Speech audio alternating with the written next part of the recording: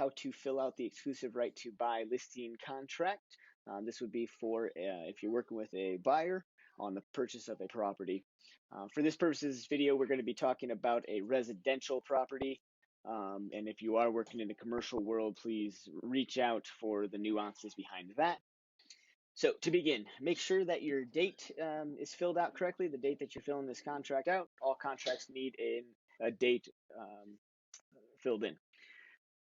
The secondary part, make sure that you designate whether you're working with the buyer as a transaction brokerage or a buyer's agent. For the purposes of this video, and I'd say about 99% of the time, you're going to be executing these as a buyer's agency, and if you need to switch, you'll switch later on in the process, typically. We do work for a multiple person firm, Keller Williams, and you'll type that in down below here. Section 3, the client's name. This is where you put first name, middle name, and last name. Again, make sure you ask your buyers how they want to take title to the property. Make sure you talk with the lender about how they're going to have all their docs filled out. It's definitely more important on the contract to buy and sell real estate. This can be amended pretty easily between you and the client. I use a system where we can pre-populate some of these fields. So we are working for Keller Williams, First Realty Brokerage Firm. We are the WISE team at Keller Williams. If you are a sole agent, this is where you would put your name. However, your name appears in the state website, or DORA, here in Colorado. The property address, or the property I should say. You can fill this out with a property address. You can also fill this out with the type of property you'd be looking for, maybe a single family home, a commercial property, etc. I personally like TBD, or to be determined. Kind of keeps it vague and kind of allows you to represent them on wherever their search takes them.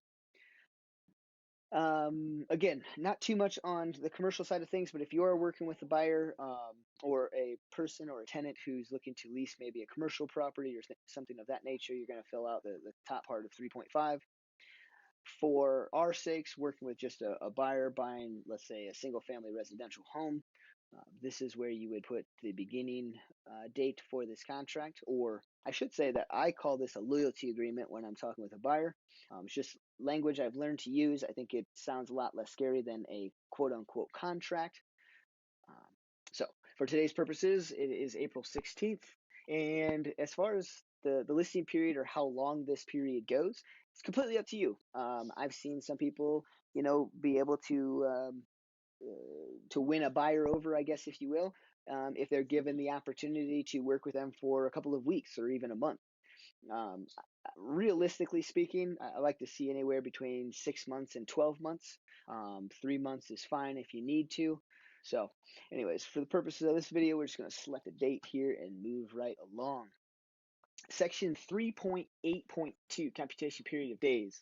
This says that if any of these dates fall on a weekend or holiday, they're going to proceed to the next business day if you select will. If you select will not, obviously they'll just fall on the day that you selected. I'm a big fan of will, just in case there are little mistakes that happen along the way. In this contract in particular, there's very few dates and deadlines, but in the contract to buy and sell real estate, there are quite a few. So depending upon what you like to select, just make sure you know and understand what you're getting yourself into either way. Section 4, brokerage relationship.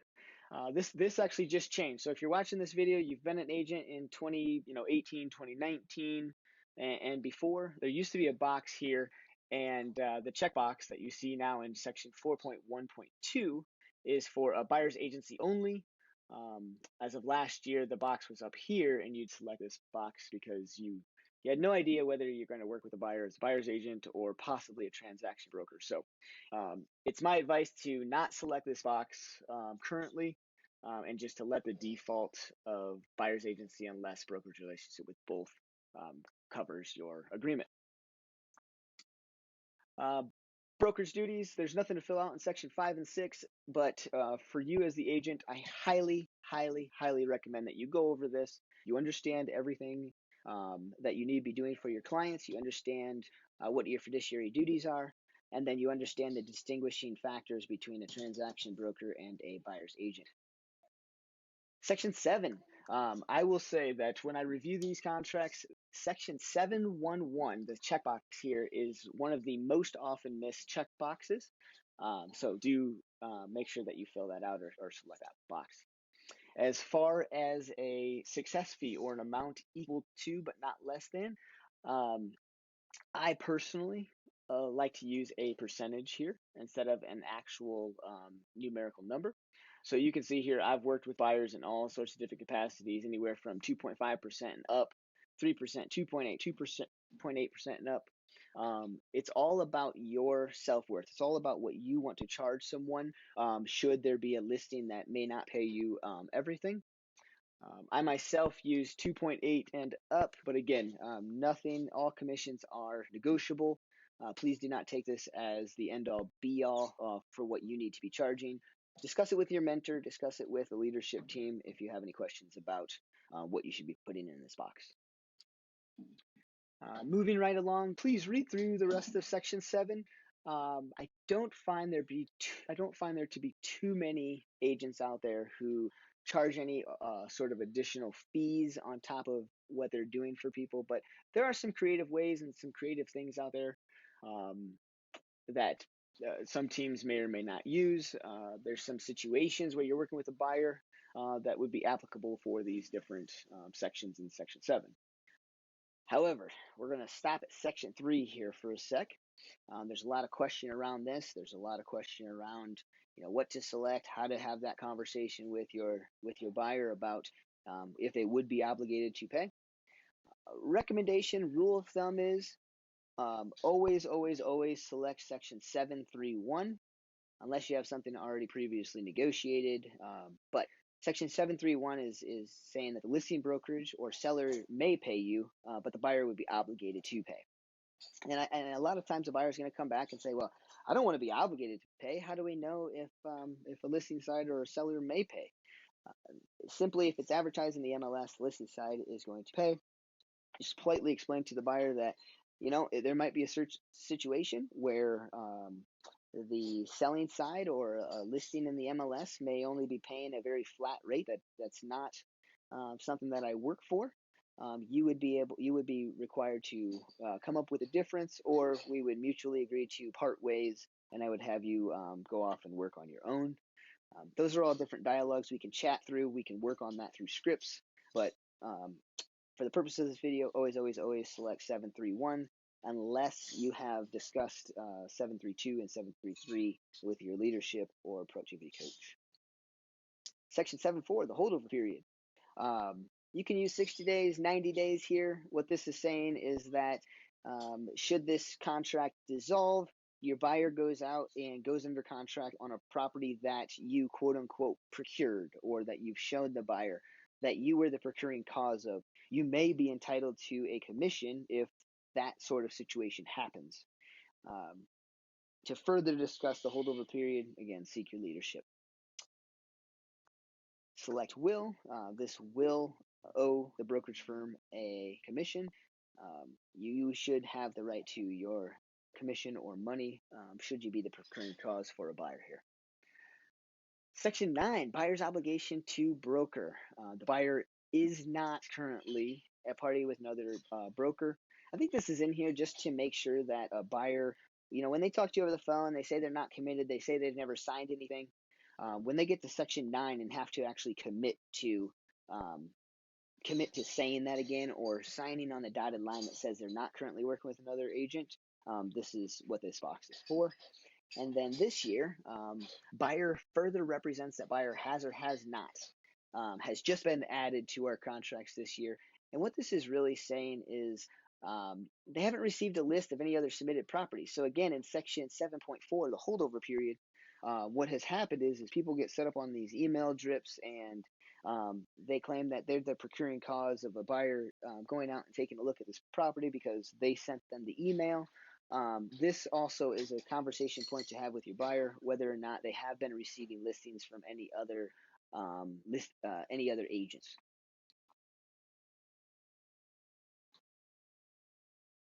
Section 10.1, 10.2, that's your right to cancel or their right to cancel. Make sure you read through that. Make sure you understand what that means. Section 12, I typically leave blank, but this is where you can tout your skills. This is where you can kind of reiterate what you're going to be doing for someone as far as your service for them. Same thing with showing properties. I see this blank a lot. I tend to leave it blank unless there's something specific I need to add in there. But again, this is where you can create this very nice, wordy blurb about yourself and how you're going to help them through showing properties and how that process is going to go, and really setting the precedence for you as the professional. Section 13, disclosure of buyer's identity. Selecting does, what this does is the buyer gives you the permission then to disclose the buyer's identity to third parties without written consent. This sounds a lot scarier than it is. We're not in the business of selling people's information. We really, as a real estate agent, don't receive a lot of personal information.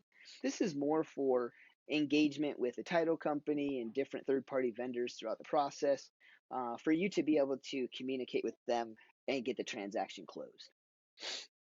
There's nothing left in 14, 15, 16, 17, 18, 19, and 20 anymore.